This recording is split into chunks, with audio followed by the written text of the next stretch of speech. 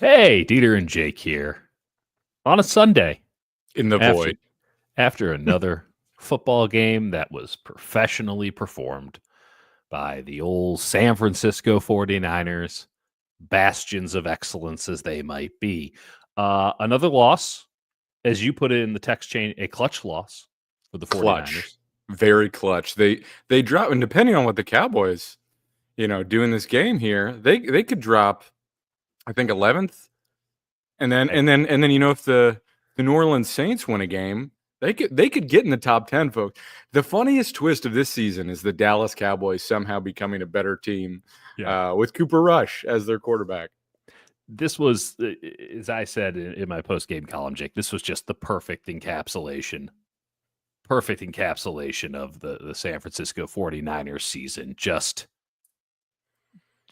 thumb up the butthole the whole way home. Even when something good was happening, they had to find ways to make bad things happen.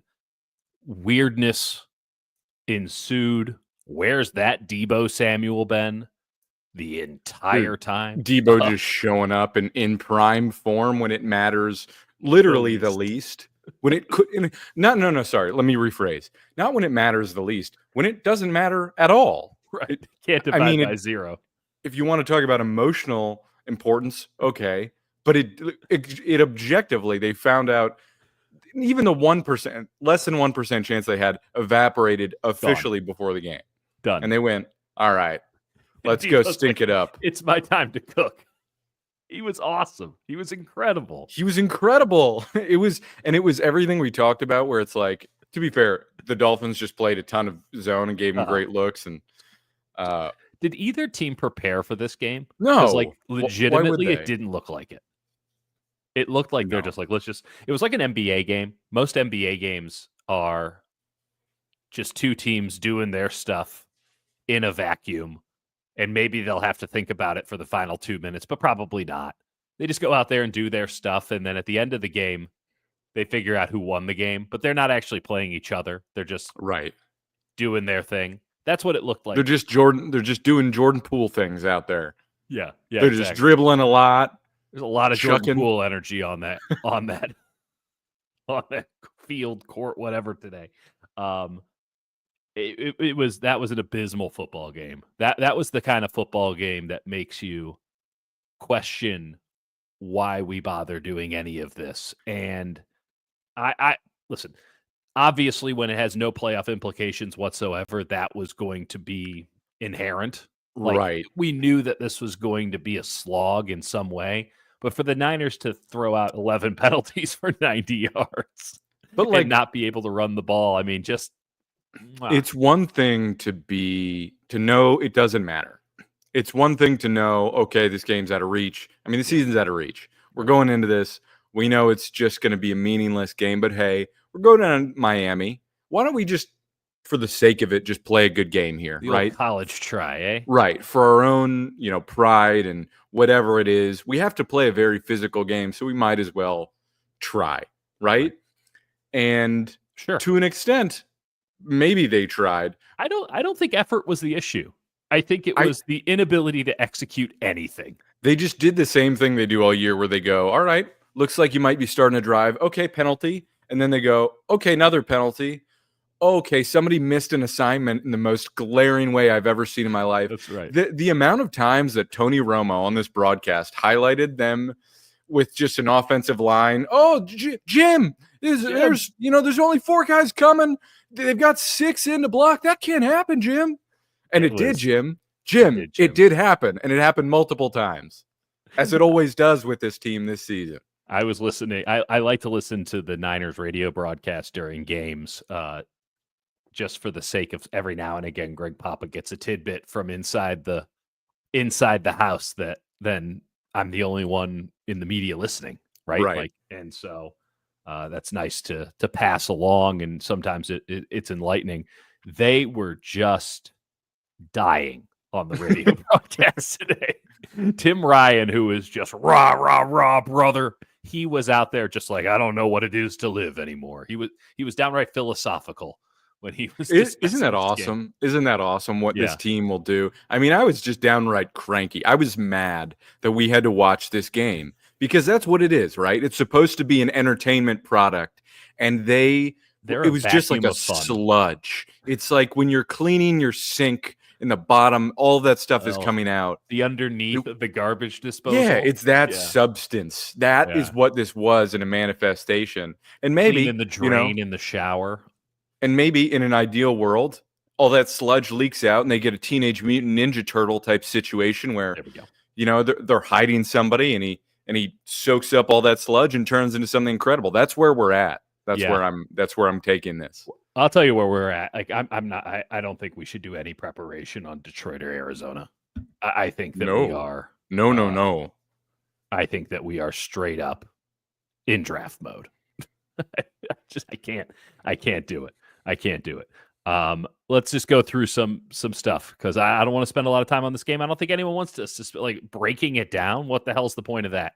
Let's talk to our friend Wood Gravy here. According to Kyle, they weren't using screens due to looks earlier in the season. Is this true? Because a couple of the screens in the last few games could have flipped 2 to 3 games. It's pretty hard to run a screen in man-to-man. You want to run a screen in zone because you can overload a side of the field and get good blocking. I'm not smart enough to figure out what the full rules of when you run a screen are, but it is pretty unquestioned that the George Kittle screen, when run, has been effective this season, and I am starting to have some doubts that it is entirely tied to the looks that they were getting.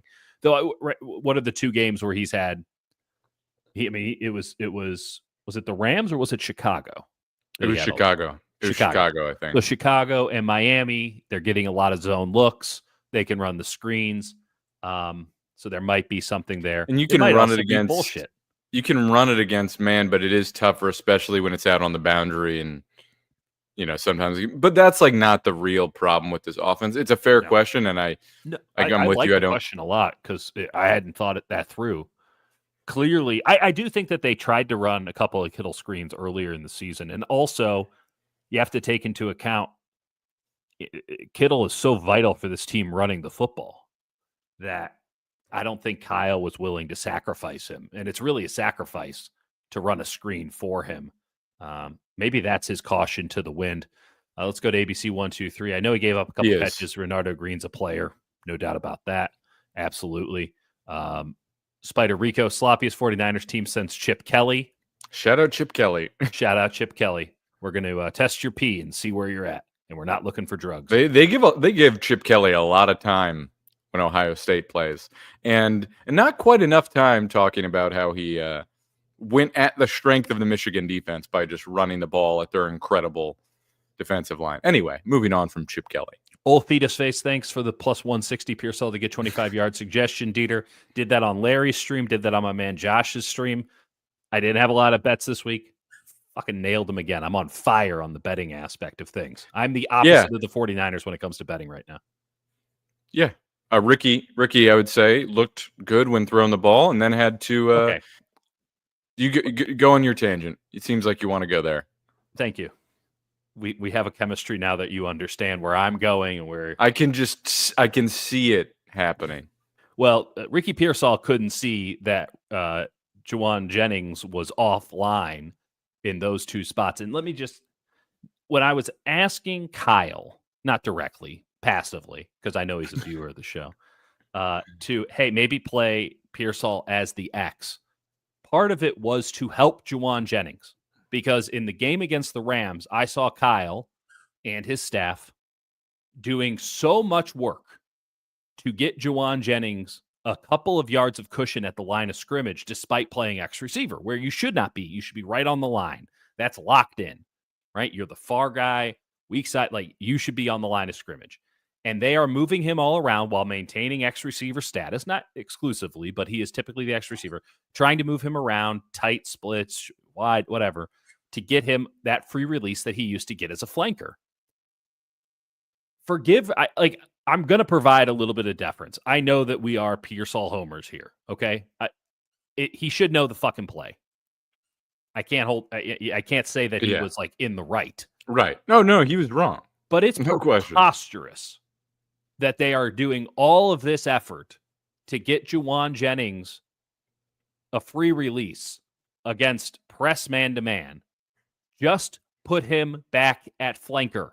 Stop playing him at X receiver. Play Pearsall at X receiver. You wouldn't have this problem. Instead, you're treating your X receiver like a flanker, and now you want your flanker to be an X receiver. It's all backwards. I got an easy solution. Do the thing that they're supposed to do. Ricky Pearsall's in the heat of the moment. Again, he messed up, right? His responsibility, I don't know if it was clear or not, but it was his responsibility. And you could tell because Leonard Hankerson was just reaming him out on the sideline. I think Kittle took some responsibility for the second one, but it doesn't matter. It was on Pearsall to line up at the line of scrimmage. But when you're a rookie in the league and you got a lot going on, you didn't get a lot of practice time, and you got no practice time in training camp. He got no practice time. Right. He got no practice time. It was a little in OTAs and none in training camp. And no practice with Purdy effectively during the regular season because he comes back, Purdy gets in. It's a whole mess. All of that to say, when you line up in the flanker spot, you have never once in your entire life before today lined up on the line of scrimmage if you're the flanker. And yet that was Ricky Pearsall's responsibility on those two plays. Again, it's on him because that was the responsibility. But what a weird responsibility. I'm going to give the kid a little bit of slack for not thinking I should be on the line of scrimmage when he's playing flanker. Yeah, also, outside of that, looked good. Looked good. I wish they would have continued to throw him the football. That seemed like that would have been a good idea. I'm just saying, in a season that doesn't matter, throw him the ball 10 times and see what happens. Look at Brian Thomas Jr. on a meaningless Jags team just dominating. Yeah. Brian Thomas Jr. is unquestionably a better player. I'm not saying that. No question about it. He's been insane. Yeah. But I'm just saying, when you're a rookie, reps are so crucial.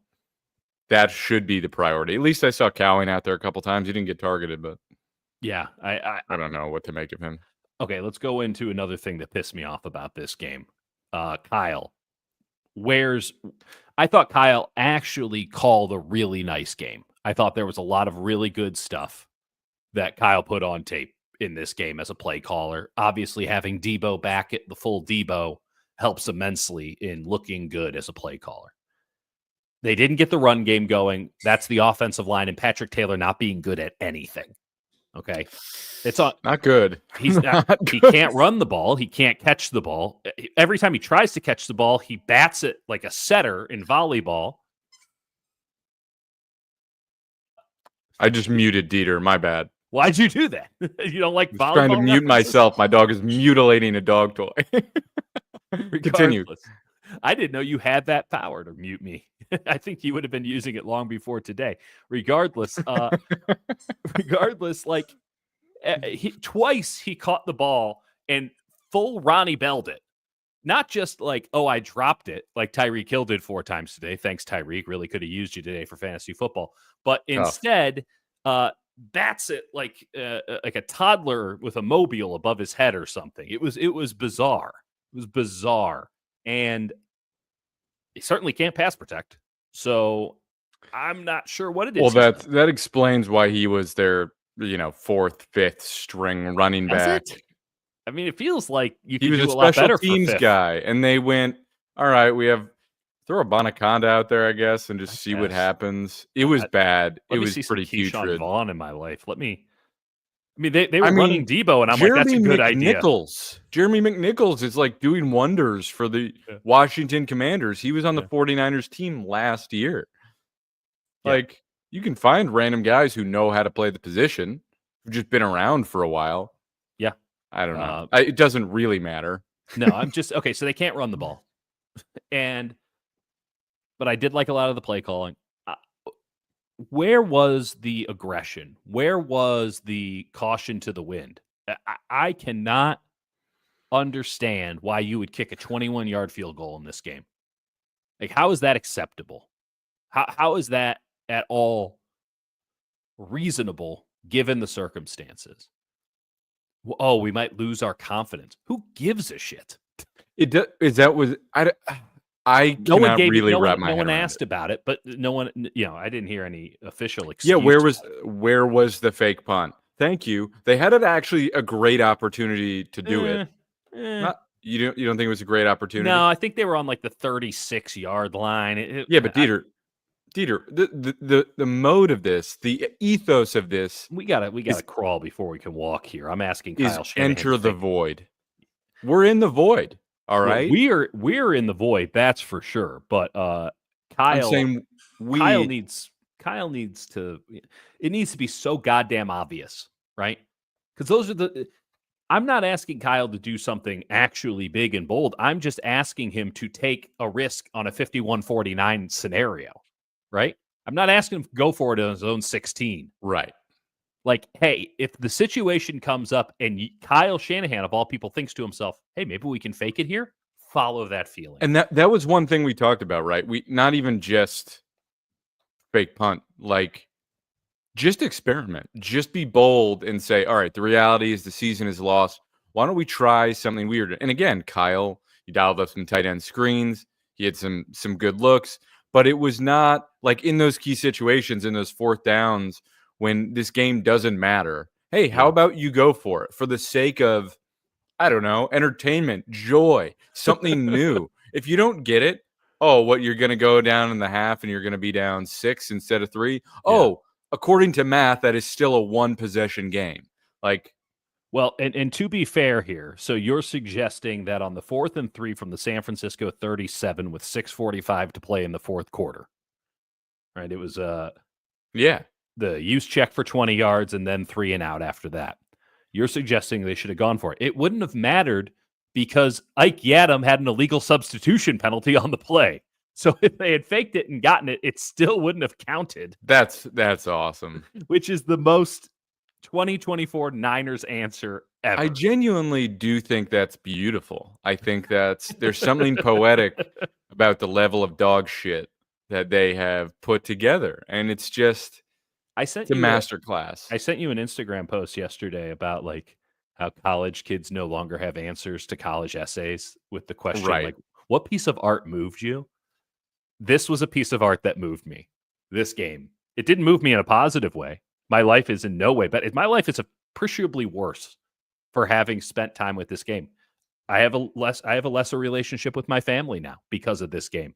But that could have been really quality time. You know? I have family coming into town this upcoming week, which is probably why we're not going to fucking stream. And let me tell you, I could have been much better prepared for that instance. And yet here we go. By the way, the Dolphins, like, not a good team either. The Dolphins are a hot mess of a football team, and they needed all the help they can get in the Niners, just like what buddies they are. Just like, here you go, guys.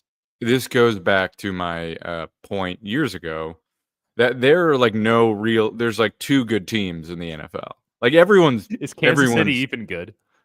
No, Kansas City's like the antithesis. They're the opposite. They're the bizarro Niners. So, like, as I wrote in my column today, like, the spreadsheet would tell you that the Niners had a good game.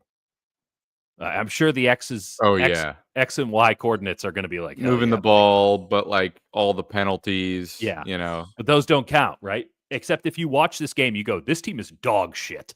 They're terrible. They're really just they're actually terrible, and you could just see it in like Nick Bosa talking at the end of it about. They're all just exhausted and they want this to be over. And that's the reality. And you watch like Dre Greenlaw starts out the game and then his calf looks like it ripples a little bit and he comes out of the game.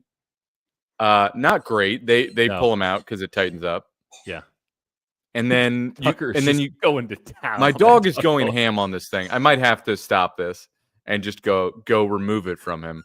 But you saw Dre Greenlaw comes out of this game and they cannot defend the run. They lose all their physicality. Malik Mustafa comes back, but is missed like 3 tackles. Yeah, he did not have a good game, Mustafa. It's just every part of them. There's nothing to feel great about. I mean, Renardo Green, I guess. I guess, listen, man. We didn't learn anything new in this game, like legitimately. Like, we knew Renardo Green was a good player. We knew Mustafa's like.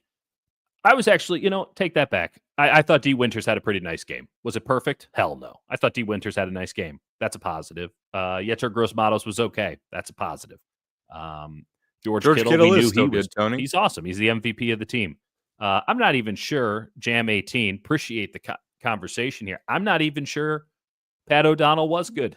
He had one good punt to start the game. Yeah, first punt was good. Every other punt, not so sure. I'll have to check the tape. But as I was saying, the Chiefs are like the bizarro Niners, to where you watch them and you get the same sense of like dread. They're not good. They commit penalties all the time. They're brutal. And then they just win because they're great at situational football. And the Niners are butthole at situational football. Just couldn't be worse. They just collapse against the slightest bit of pressure, even when there isn't pressure. It's just them not being able to execute. It's somebody just fundamentally failing to execute a block, a false start. And then it just, I almost said it's spring rolls on top of each other. So that's where I'm at mentally. Incredible. It's spring rolls on top of each other. That's where my brain is at. I could go for a spring roll. We were having, God, that sounds delightful right now. We were having the conversation before the game. So you look at, Mike McDaniel's team, not very good. I'll say, I don't get to watch the Dolphins all that often. Certainly not in full splendor and full technicolor. Calais Campbell almost murdered Brock. Awesome player. At the age of, I think, 52. Well, I'm going to say this is the last time I'm going to mention it. I wrote that I think that the 49ers offensive line would have been better off at the snap, just lying on the carpet and curling up in the fetal position. I feel like that would have been more effective than what they provided. It's tough because Aaron Banks has not played well, and now he's done for the year, so I'm not going to rag on him because he just probably suffered a major MCL injury. It's definitely an MCL. I mean, it was like the most obvious. Even I could diagnose that. I went full quack Chargers doctor. That's right. I'm like, yeah, that's an MCL. And Jalen Moore was terrible in this game. For all the nice things we've said about Jalen Moore, that ended quickly because within like 2 series, I'm like, this ain't good. This is bad. I can't even fault Spencer Birdford for being like comically inept. He hasn't played left tackle since he was at UTSA. I mean, it's just, we were trying to figure out who was going to play, and we're like, is it Gutierrez? Like, are they going to play? I don't think he's active. I don't know if I don't know. I kind of want to see that. I think they should throw out a bizarro offensive line next week, which is probably what's going to happen. And just all practice squad guys. Nuge. And let Josh Dobbs run the offense. Wing T. Okay. No, Garendo was inactive, but I think Gutierrez was in fact called up. And no, I'm pretty sure they just waived him. Oh, that was what that email was about? Yeah, they got rid of him. I saw him on the sidelines. They'll bring him back, but I saw him on the sidelines during the game. They cut to the sidelines. I'm like, is that Gutierrez? Oh, no wonder he's not playing. He's just wearing a t-shirt. Let's just dive in on this. Okay. Does anyone really think that Brock Purdy was the problem today? No, in the interception, he got murdered by Calais Campbell. He might have got picked anyway on that, to be quite frank. It was not a good throw. I'm not implying that Brock Purdy. I think there's like a major gap in like viewing Brock as being somebody who needs pieces around him. I mean, most quarterbacks need some pieces around them. Even Mahomes has Kelsey, and Josh Allen kind of just has himself. But he's got Shakir, and they've got a decent offensive line. He went out and traded for Amari Cooper, who did correct today. But Brock is somebody that needs more pieces than those guys, and I don't think we've really ever tried to argue that otherwise. I don't know if there's a quarterback in football who doesn't need good pieces around him. Right. But this offense, from a strategic and a functional standpoint, doesn't have the guys up front to buy him enough time to execute some of their staple concepts, and they've been using Juwan Jennings in place of Brandon Ayuk, who, even when he didn't get the ball, you're seeing how much of an impact he had in sort of like a gravity and creating space for other players and being able to attack defenses vertically, which Juwan just doesn't have the speed to do. That's been a fact of his career. Like, if you want to be basic about it, just look at his testing figures. Yeah. He's like a bottom 10 percentile athlete at the position. That's the reality of it. And you're playing him at X, and he's crafty, and he can make tough catches, but he shouldn't really be playing X, and that's why he played slot his whole career. Debo is a guy who's a zone receiver who, He's got space in zone. He can run after it. Great. He can run 2 routes, and he can run screens. Like, that's it. And then you've got your rookie who's like lining up the wrong way. Kittle's great. Kittle's great. Doesn't he have Kittle, Debo, and Juice all former All Pros? First off, you're including a fullback as part of the conversation. If we're adding in the fullback as some sort of argument as to why Brock Purdy should still be putting up MVP caliber numbers, I don't really need to counter the argument. Right. Like, and Garendo was by the way, receiving, but Patrick Taylor's a nothing. That was brutal. That was brutal. And we had to watch the game to find out. Please, Juice is an offensive weapon. He's offensive. It's offensive to watch Juice sometimes. He had a good game today, by the way. I love that. It's an incredible jowl from huge asshole. That's unreal. Which is a great name too. I think listen, I think it's fair to look at that and say, all right, Purdy has not performed well under poor conditions. I know Tony's joking. I appreciate that. I think it's fair to question him over the season. And I'm not saying that he is an elite top 10 even quarterback. No, I'll say he's a top 10 quarterback. I think he's a top 10 quarterback. I think he's like right on that fringe. I'd have to do the rankings, and it depends. But Brock has not been, I think, the main problem at all in this season. He's done a lot more than he's gotten credit for, and he's also made some really stupid mistakes because he is overcompensating and he's not trusted things like he has in years past. But he's also taking shots left and right because he feels like he has to do anything. But you're right, he's not seeing things like he did in the past, and that's reason for concern. But I think the reality is, I haven't seen enough to say it's not worth paying him. I think paying him, how you structure it, like we talked about in last week, is going to be important. We don't need to rehash all that. I will say they're going to keep him. I'll say this. The only question you need to ask yourself is, are you willing to let Brock Purdy walk out the door? If you are, good for you. Just good for you. I would be petrified of that concept. I can tell you full on that Kyle Shanahan and John Lynch are petrified of that concept because there's no alternative. Everyone wants to play this game, which is easy to do hypothetically, but never would manifest in the real world of, oh, well, you could get Sam Darnold for $40 million, and then you don't have to pay Brock. Somehow Brock's number keeps going up, but Sam Darnold's doesn't in these conversations. Sam Darnold could never get more money, even though he'll be on the open market, in fact, whereas Brock Purdy's number keeps going up while he's negotiating against nobody. But that's fine. But beyond that, the idea that, we could get Brock Purdy and then we could get Darnold, we can get him for $15, $20 million less. We should do that. No, you shouldn't. We went over it last week. But, y'all ain't watching Sam Darnold. What don't you like about Brock? Oh, well, he makes some boneheaded decisions. He's a bit too much of a swashbuckler. Y'all familiar with Sam Darnold? Sam Darnold. But Darnold does have the elite arm talent to fit it in tighter windows and has, the ability to throw it downfield with, I'd say, better accuracy. He's been great in, testing the deep third of the field in a way Brock hasn't this year. So let's go over these two. So why would Darnold leave? I mean, I don't think he wants to leave. It's obviously working pretty well for him. Yeah. But the Vikings did draft J.J. McCarthy, and I'm not sure how they want to structure their situation. And I think he stays around. I think they probably just franchise tag him and they roll with that. But that's extrapolation. And certainly we're all entitled to extrapolate here. Dank, get Rodgers for the vet minimum and bring him in.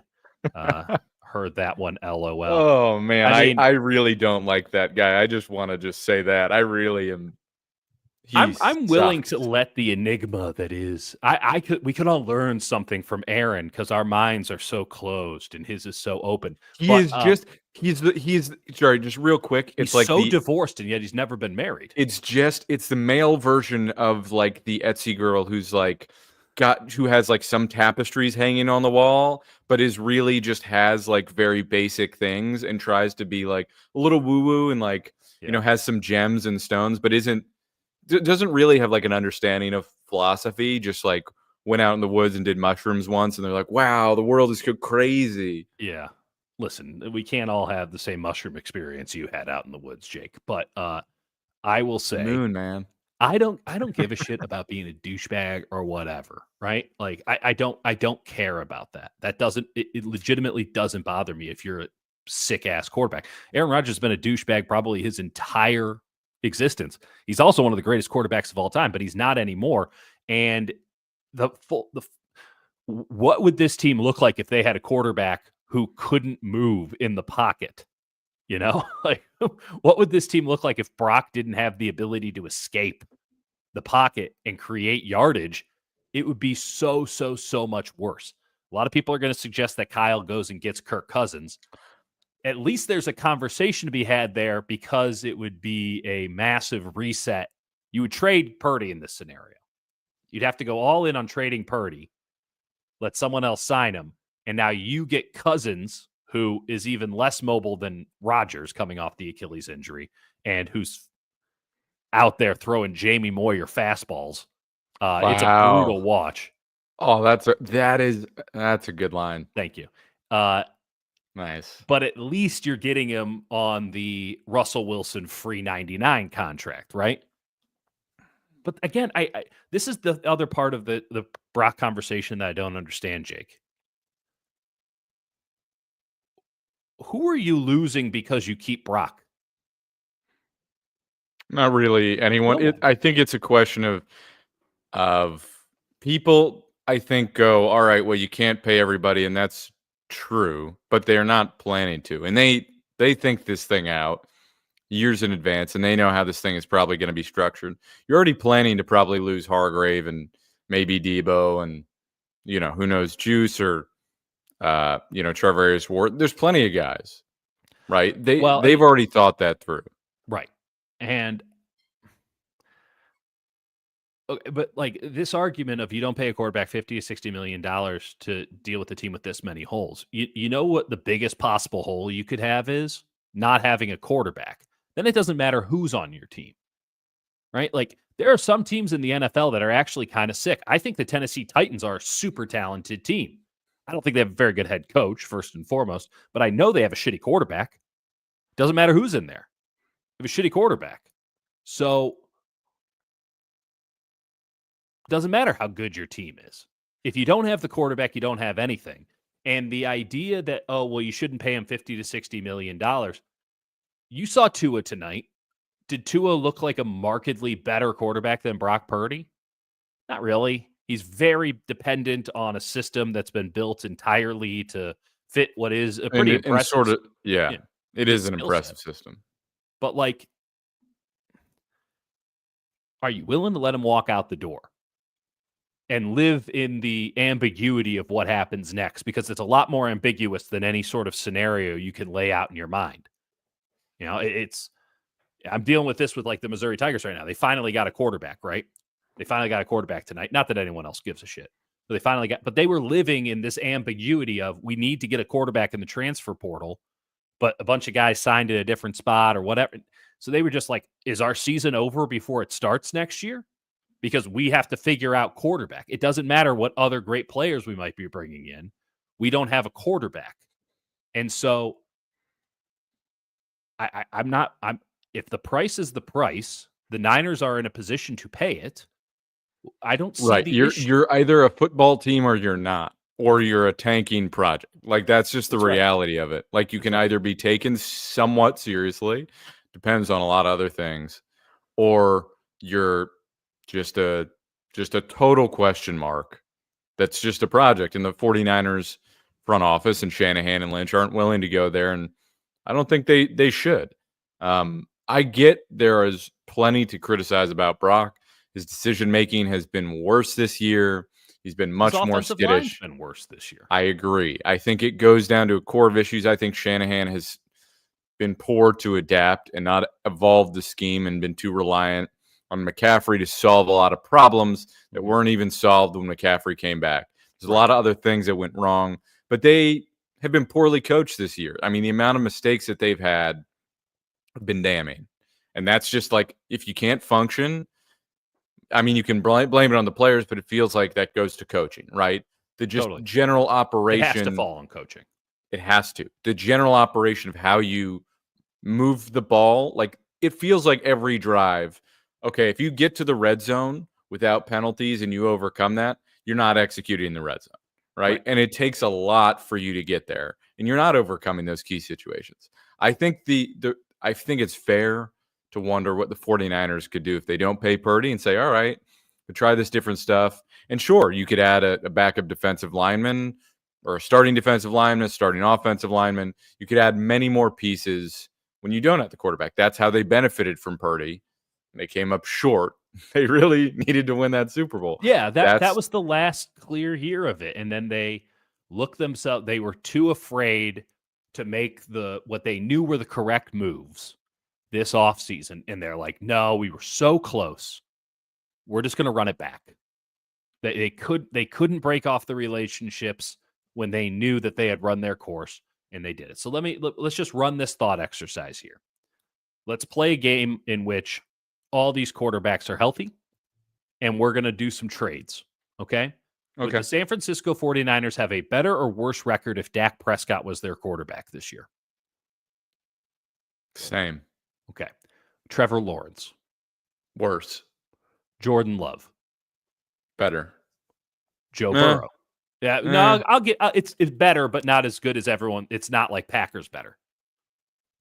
It could, with Love, it could be better or it could be worse. That's fair. That's fair. Joe Burrow, better, right? Of course. Better. Tua.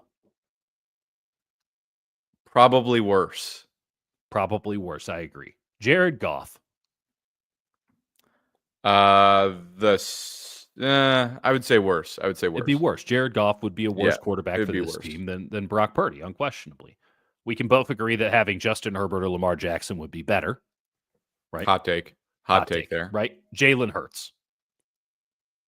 The same. I think they'd be better with Hurts, but marginally. I don't know if they would be because they're so bad at running scramble drills, and that's all Hurts does. Okay, I'll give you that. Those are all the quarterbacks who make $50 million. It seems pretty clear to me that Brock is of that category. Right? We just did it. There we go. Yep. Jam 18, Goff is good. Yeah, for the Lions. And when he's not pressured, and then he gets pressured, and you watch in the playoffs, and he crumbles. There are moments he crumbles. Also, Ayman report exactly. Like if you don't pay Purdy, well, I think a lot of fans would like that. Fair. There's a lot of people, as we find out again, that would love to just burn this thing to the ground. Now they have no solution as to how to build it back up, but they would like to burn it to the ground. And the MO a lot in front offices and coaching is like self-preservation. I actually think Shanahan and Lynch are more motivated by like what is the right decision. I really do think they value like process and what makes sense for us. Totally. Us meaning podcasters. Yes, yeah. For us specifically. We appreciate that from them. But at the end of the day, you are still, preserving the operation. If you don't have the quarterback, you don't have anything. Yeah. I'm 100% with you. I mean, would you rather have Kyler Murray or Brock Purdy? Like, it goes without saying, you're taking Brock Purdy. Some people would disagree with you. Well, some people don't watch the second half of Arizona Cardinals seasons.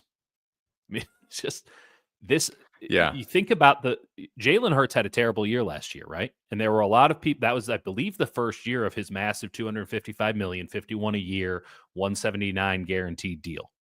I have the numbers right in front of me. I didn't memorize them. So Hurts had a bad year last year.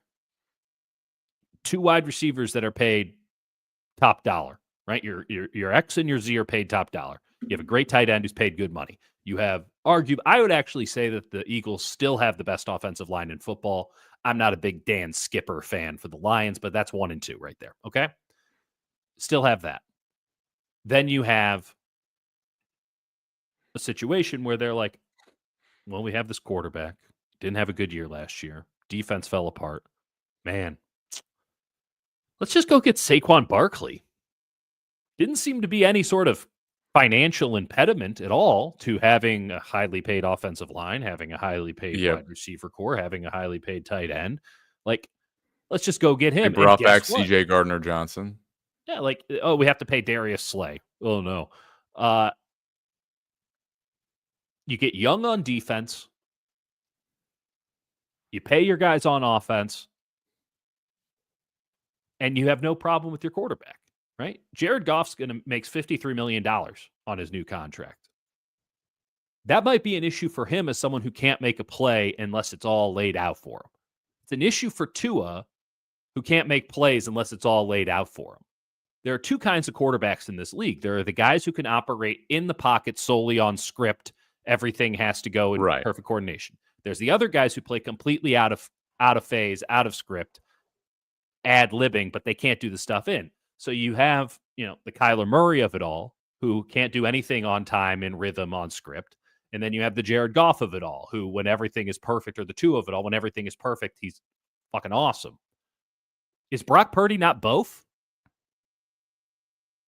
Right? Yeah, no, Brock plays off schedule in a way they've never had in a quarterback. And he does it too much. And he sometimes makes decisions where he threw across his body to Debo to try and make a play. But this is also a game that's meaningless. So take those shots. Who cares? But I know if you're evaluating him in an actual process and saying, okay, is that good quarterbacking? No, that's not a good decision.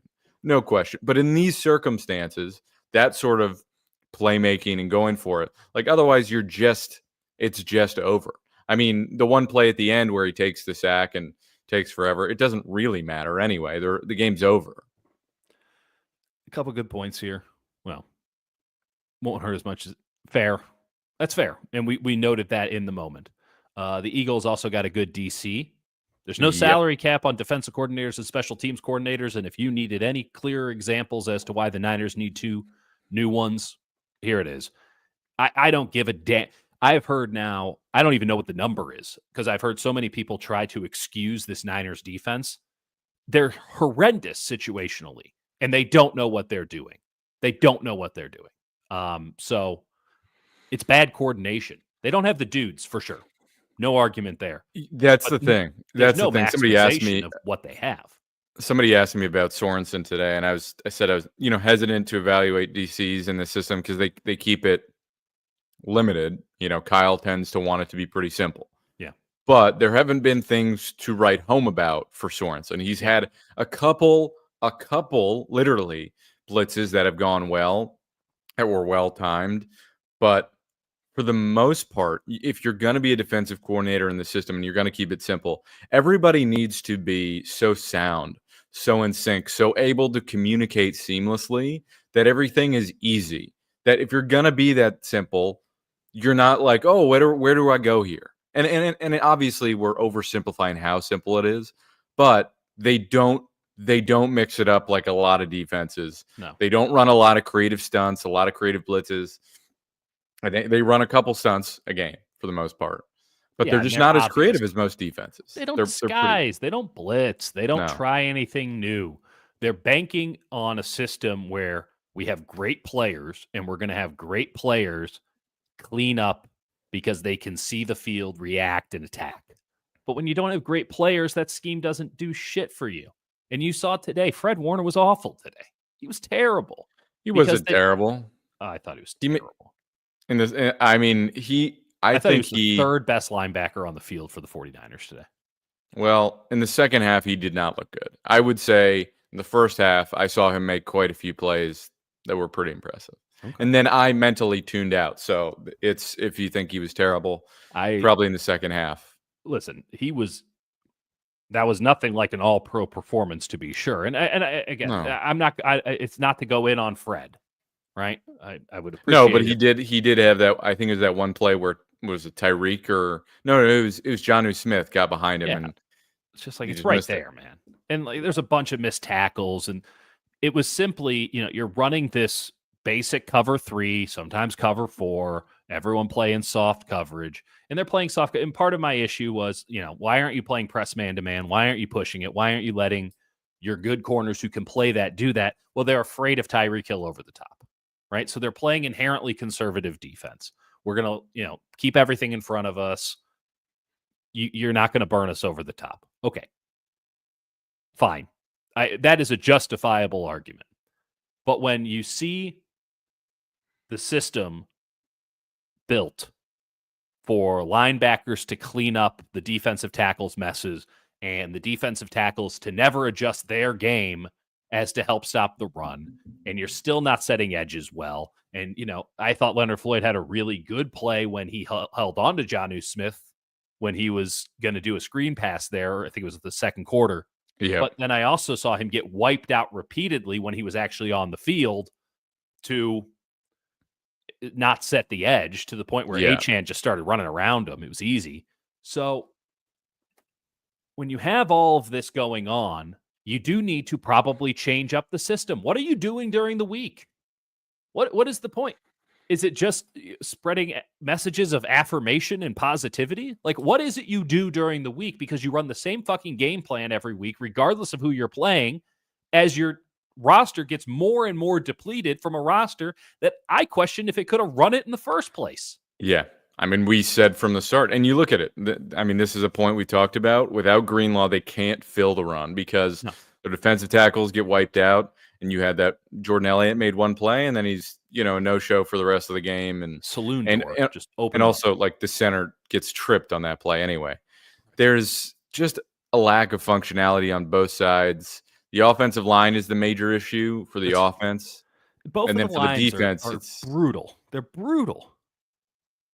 Jake. I mean, we talked about this like going into the season that we had major concerns. It's rough. Everything that we thought would happen has come to pass, and yet it's somehow even worse than that. You would just like to see them building to something for next year. Say, take these last 3 games and, all right, this is what we're going to try something. We're going to test some theories we've been working on. None of this matters. So let's get funky. Jake, this is the Todd Downing school of coordination right now. Kyle, I thought, called a good offensive game plan. I really do. Now, Miami made it easy for him, but special teams, 4 penalties in the last 2 games, and not like errors of commission, just failure to line up or know the snap count. It's egregious. It's egregious what's happening. And then defensively, there's nothing new. There's nothing interesting. They're not trying out theories. Again, the Todd Downing school of coordination.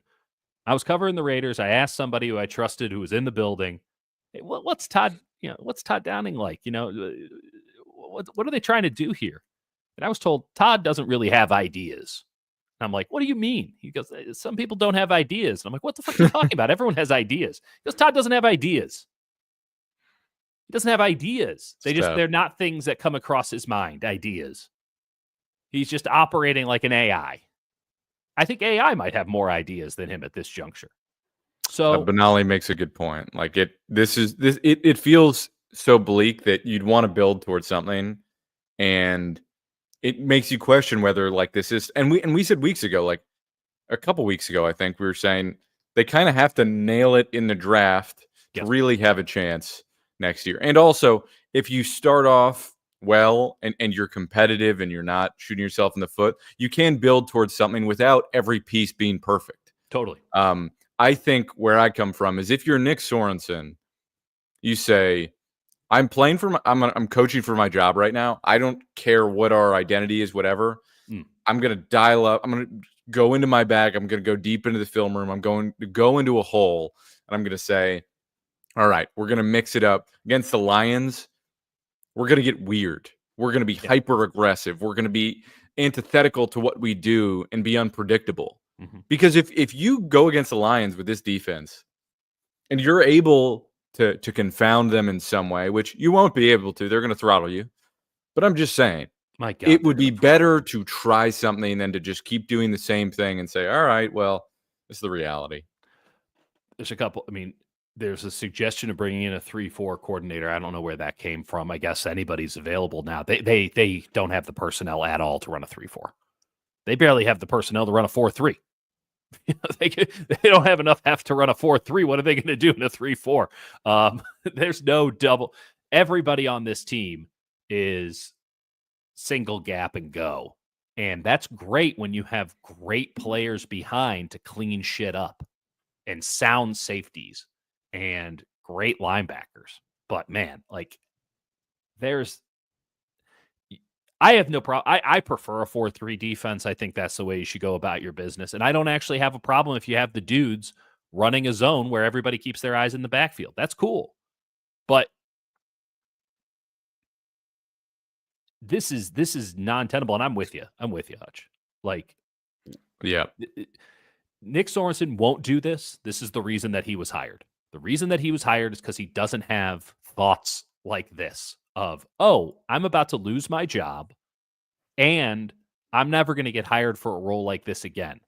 So I need to do something big and bold and brash to save myself or just live my life. Also, everyone knows how over this is. It's going to be hard to motivate people in the last 2 weeks of the season. Let's have some fun. Let's get weird. That's what I mean. Yeah. School's been out for the summer. You say, guys, all right, open forum.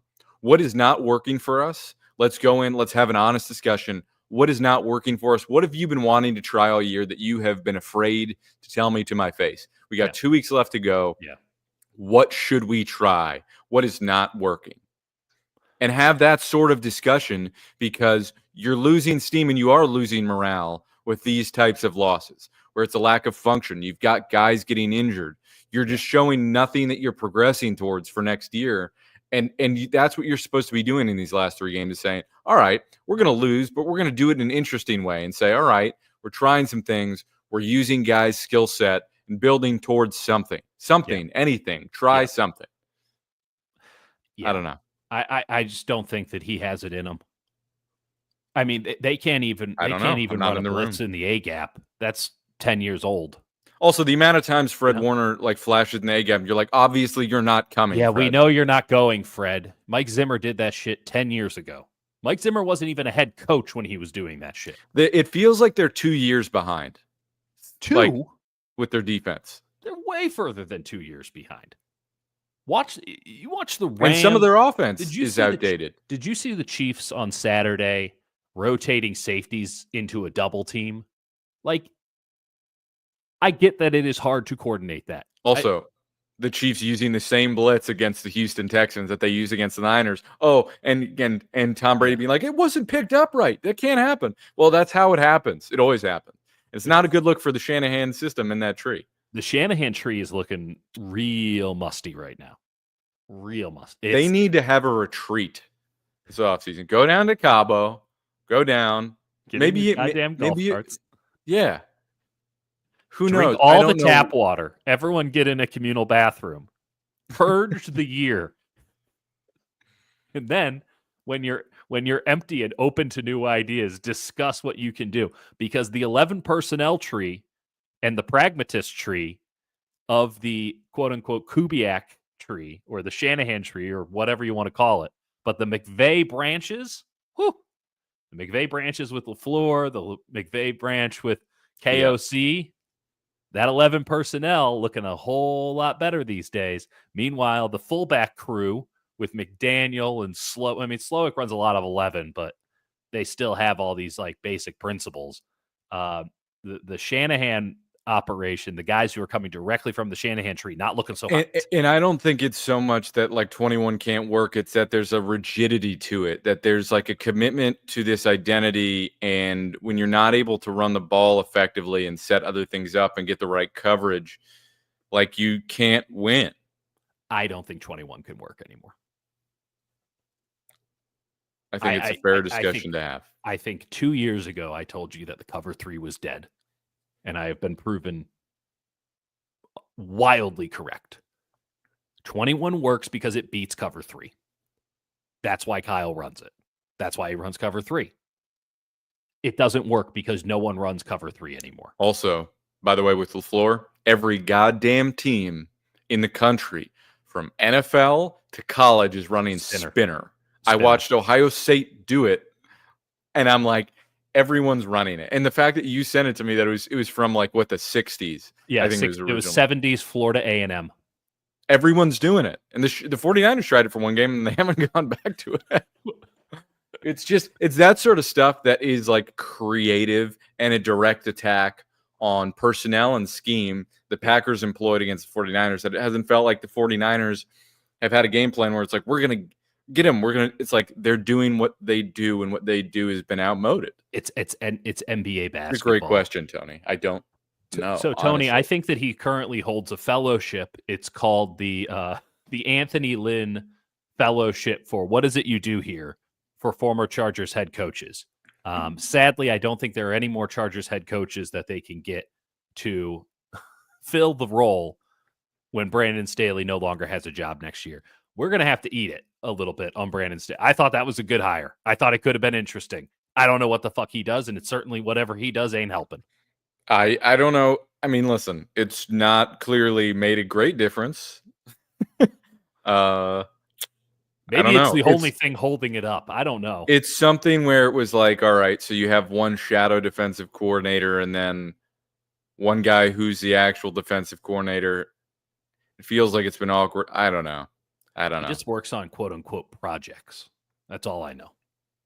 What projects are you working on? Show me. It's like a grad I'd love student. to know. Yeah, I would love to have these conversations. It'd be super. Are you watching 1960s film? Send me something. Yeah, it's just grad students. Can we get a 7-man front? Let's try anything on the planet. Let's try something. I don't know. I don't know. It's. I will say. I don't know. I can't tell you if it's good or bad, but this defense isn't good. So what argument can you make that he's helping? What Gravy, he does the ball meetings. At least this defense has gotten lots of turnovers.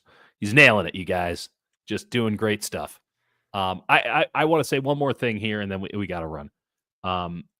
It has been suggested. There's a couple names I want everyone to keep in mind for defensive coordinator, because I know that there is a suggestion that they're going to keep Sorensen around. I'm not going to let that happen. I can't do this anymore. Really? Well, I appreciated that today CBS did a lot of cuts to him on the sideline, and every time he's just lost.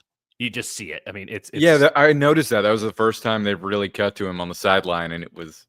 And you look in the eyes, and it's like me looking at my golden retriever. There's just nothing back there. There's nothing happening. He's just floating on the water, living his life. He's kind of got a golden retriever energy to him, which, hey, go to town. Probably a better way to live through life. Ulbrich is going to be a top name. I'm sure he will be very widely sought after. They'll obviously look at Saleh and see if Saleh's not coming back. I can tell you. Yeah. I can tell you full stop, he's not coming back. It makes no sense for him to come back. He's trying to get another head coaching job in this league. He's not going to get one. But the last thing that he can do if he wants another head coaching job is to go back to San Francisco, because if he's successful again here, then they'll just think it's San Francisco. Right? He has to prove that it's him. So he has to go somewhere else. I kind of disagree with that. I get it. It's like you're going home, but at the same time, like they'd be firing 2 defensive coordinators in 2 years. You go back and like sort of reprove yourself. I get it. I'm not disagreeing with you. I'm just saying that's he could prove something coming back. Right.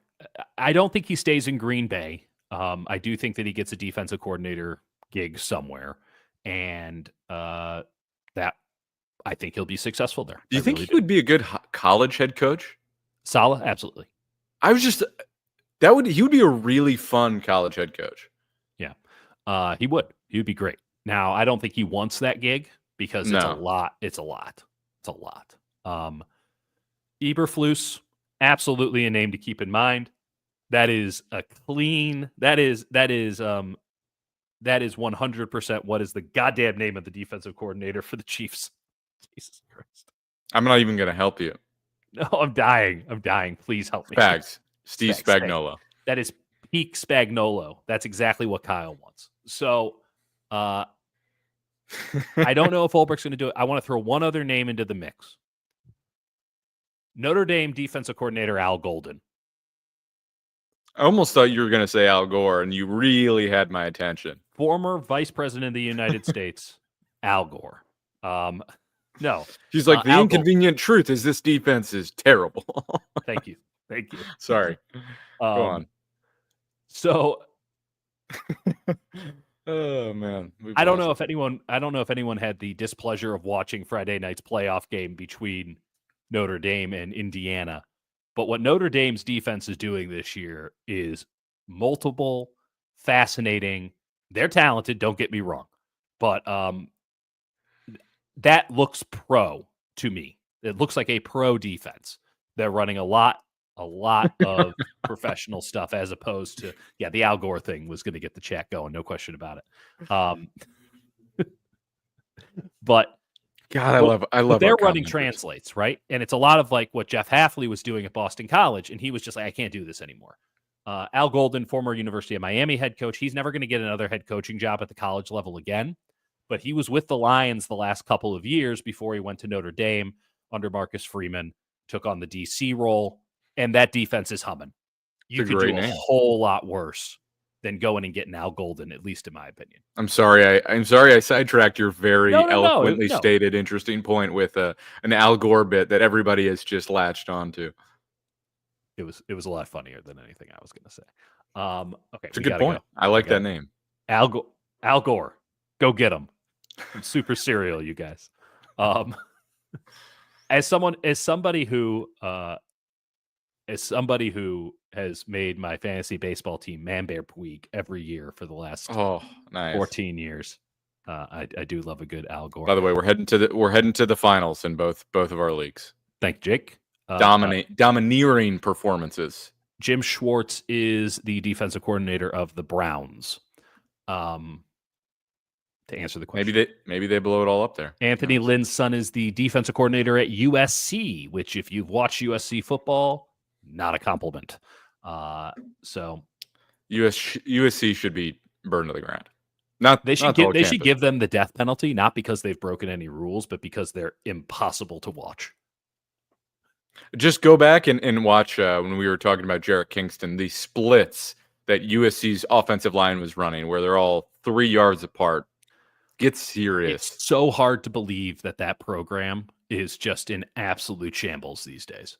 It's so hard to believe that a coach in Lincoln Riley, who is running the most ridiculous, it's not even inventive. It's just dumb football stuff. I hate that guy. I hate that guy. I can't stand him. I don't know how this guy got labeled a genius. I don't get it. Folks, this guy wouldn't cut it for a second in the NFL. He's alive. Brutal. USC's a joke. Before we get out of here, we're gonna start getting into some draft. We gotta come up with an exact plan here. Holidays are gonna be chaotic, but after that, got the Lions game. We're gonna start getting into some draft. We might talk. I know this might not excite some folks. We'll probably talk a little bit of Warriors. Yes, that is the other things. Yeah, that's part of the other things. But if you've got weird questions, leave them in the comments. After the stream's over, if you had a comment that you got in here that we didn't get to, leave it in the comments once we end this stream. Leave it in the comments. We will get to it. Jake, do you have access to our email address? I do have access to our email address. No one's using it. DieterandJake@gmail.com. Okay. Hit us up. You can send that there too. Send us whatever. We appreciate all of you. You guys are hilarious. You're way funnier than us. Also smart, and I appreciate that. Some of you are smarter than others, but that's okay. You know, we got the same dynamic going. Egalitarian society, folks. I think that about sums it up. We all have wonderful qualities. And then there's the 49ers. We will get into the draft. We will get weird with it. That's our MO. Might have a project we're working on. Depends on Dieter.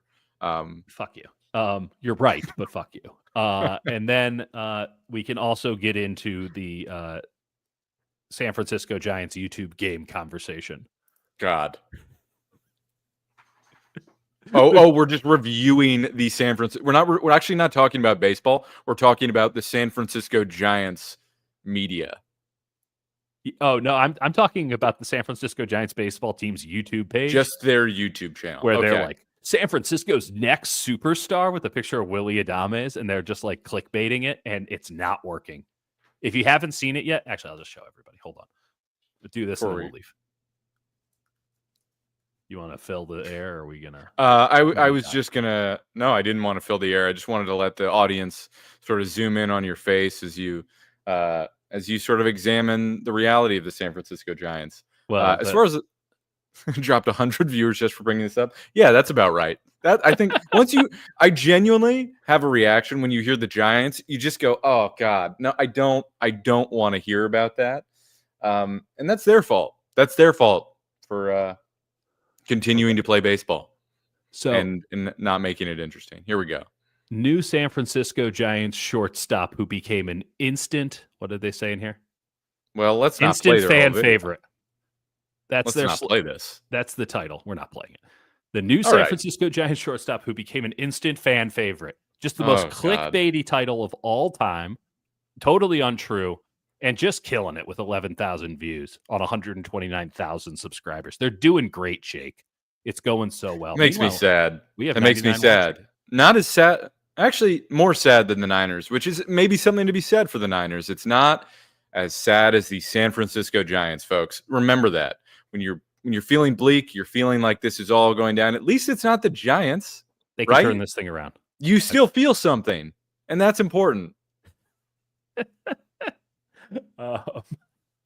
Do we though? But do we? All right, we gotta go. I gotta put my kid to sleep. We gotta go, folks. So I'll talk to y'all later. We'll probably not get to stream until Friday, just as a heads up, and then we'll do that. We'll see. I got family in town. I don't know about you. You're probably living life the right way. I'm alone. Good for you. All right. Bye, folks. Bye.